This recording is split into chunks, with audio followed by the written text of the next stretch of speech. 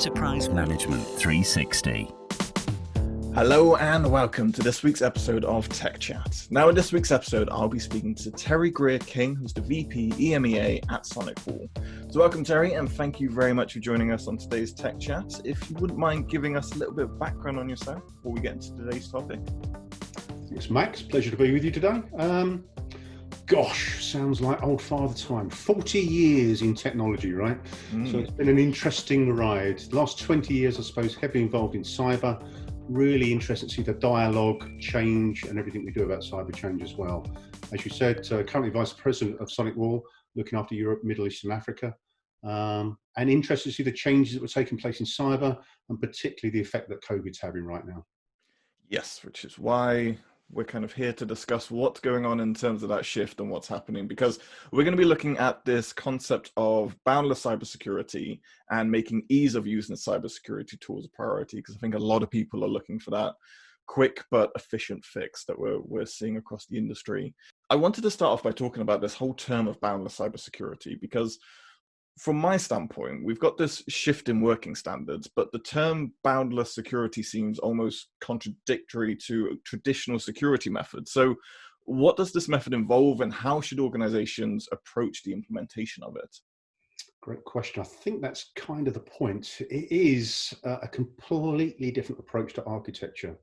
Now, not because we at SonicWall want to introduce a completely different approach, but pre-COVID, there was changes taking place across the world, right? The drive to digital, the adoption of IoT, the world's a changing place. And with that, there's a lot of change in business. We're getting virtual organizations, and we've got Airbnb and all the rest of the examples around, right? That don't own assets like a company used to own assets. They don't operate the way a company used to operate. So this drive to digital, everyone involved in technology has been conscious of it. Organizations were at different stages of it. What COVID just did was throw an accelerant onto all that. So everything that might have taken a year or two is now happening in the space of a few months. So boundless is really, if you will, a different approach. But it was originally planned to be linked with that drive to digital. It's just, again, I hesitate to say fortunately, but COVID makes it more relevant. And in very simple terms, it's this change in working practice. Pre-COVID, 80%-ish of UK employees used to work from an office location or business location, 20% remote. After COVID, or when the damn thing hit, almost immediately, 90% start working remotely. Dramatic change. And the point really, again, you mentioned historical approach to security. I've said I've been in this 20 years. Over 20 years, you typically build perimeters, structures. Again, we've all seen these examples going back to the Middle Ages of castles with moats and turrets and all that to try and explain what security is around. That's the way many organizations have structured security. There was no problem with it. That was the state of technology and concepts at the time. But if we now take a concept that people aren't in a physical location, they're not limited to one device, you need to take the boundaries away, hence boundless security.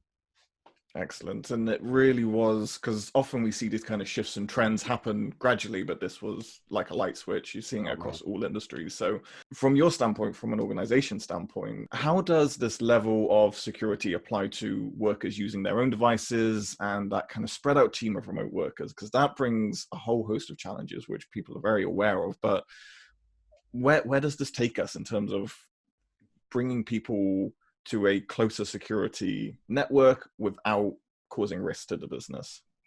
Well, that's always the balance, right, in cyber. So all those years ago, we had that bring your own device conversation that went on for a couple of years, right?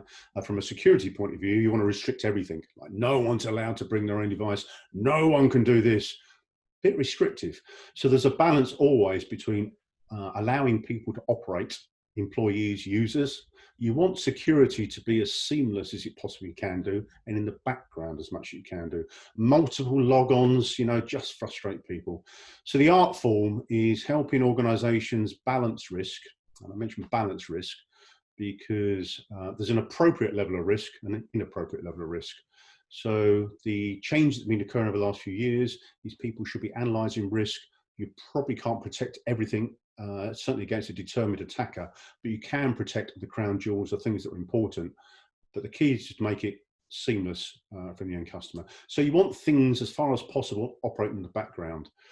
From a company point of view, the easier way to do that is rather than have these silos of technology which get in the way of each other, you want visibility across everything. So you want to see everything. If you can see things, you stand a better chance of protecting. So you want visibility unified.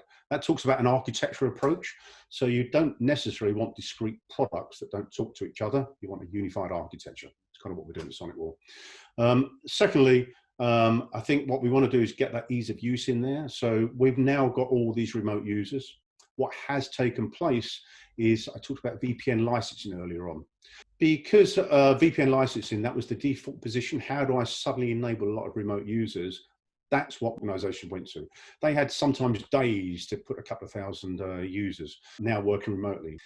VPN licensing, though, and the firewall infrastructure wasn't designed with 80% of people working from home. It was designed with 20% of people working from home. So what's now taking place is re-architecture, if you will.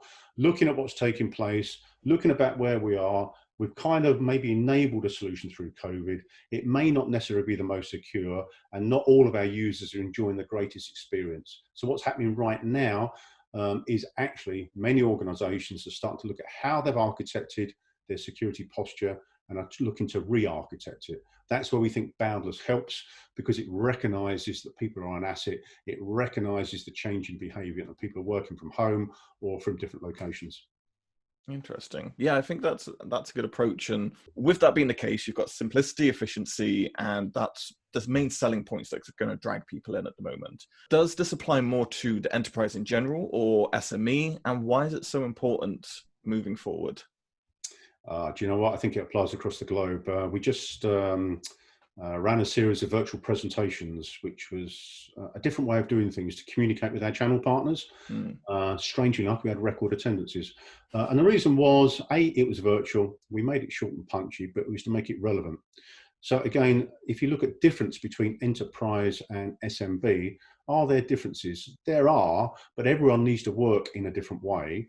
And we need an approach that works for each of those. For SMB, of course, they've now got a choice. With SonicWall, they can put physical devices on site. They can use virtual devices if they want to. Well, do you know what? This is behind our MSSP program. They could actually take a service, a managed service, from a number of sources. We could build SonicWall solutions into a grander managed service, some sort of business service that a big service provider might supply. SonicWall will be supplied as part of that. The end customer may not even necessarily know that SonicWall is part of it. It's the changing nature, I think, about SMB will consume technology. So I think MSSP is a big play there. For enterprises, there are some similarities, but again, I come back to that big re-architecture. There's some big investments in silos of technology. So as well as this unified visibility, as well as trying to make it seamless for their customers, which is their users, we can also do that at greater economic scale. So the barrier between enterprise class and SMB, there's this thing on maturity quadrants in technology. So technology comes to market, no one knows what it is, the price is quite high, the profit margin is quite high, but no one knows what it is. So that requires quite a lot of effort. As you go through those quadrants, you get out to the other side where actually you've got maturity, understanding of what that solution set is. A number of the individual solution sets are in that magic quadrant now on the fourth area, which is they're accepted. And actually there's been a lot of change. We now have a volume market. And so actually a lot of our technology is very, very relevant to enterprise. In fact, that's our biggest growth area into enterprise. People who wouldn't necessarily have spoken to SonicWall in the past are now speaking and investing heavily in our technology because of things like single pane of glass, how to manage that, because of this seamless operation as far as the users are concerned, and because we can protect the unknown as well. That would never have happened. But the real killer for those guys is they wouldn't have budgeted for COVID because no one saw it coming. So MSSP has a play there as well, but actually we can deliver that a great economic advantage to people. So we can minimize this big capital request or requirement for this re-architecture at the moment and make that a little bit easier. So I think we're covering all angles of the market, which is hopefully great news for us and the market. Yeah, I think it's a very smart approach, and it's exciting to hear that kind of growth and seeing where it progresses going forward, because it's a space that is going to continue to grow, and with things like this going on, it's only going to get even better. So, Terry, thank you very much for coming on today's episode of Tech Chat and talking me through all of this today. That's great. Thank you, Max. It's been a pleasure. Thanks, Terry. And thank you, everyone who took the time to watch this episode. We hope you took a lot away from it. If you're looking for more content, you can head on over to em360tech.com. You can also join us on our social channels at em360 on Twitter and LinkedIn. Until next time, we'll be back with another Tech Chat. Thanks so much. Now, just before you go, I wanted to let you know about 2 virtual events that are coming up. First is the Virtual Cyber Security Summit in Chicago 2020 on Tuesday, September 1st. Their goal is to connect C-suite and senior executives with innovation solution providers and renowned information security experts. Admission is now free, giving you access to all keynote discussions, interactive panels, and product demonstrations. The next event is UKSec Virtual Cyber Security Summit on the 10th and the 11th of September. This is your annual opportunity to build industry partnerships, to benchmark your company's digital resilience against peers, and to participate in the discussions shaping the region's cybersecurity landscape in 2020 and beyond. So make sure you register now and enjoy these 2 great events.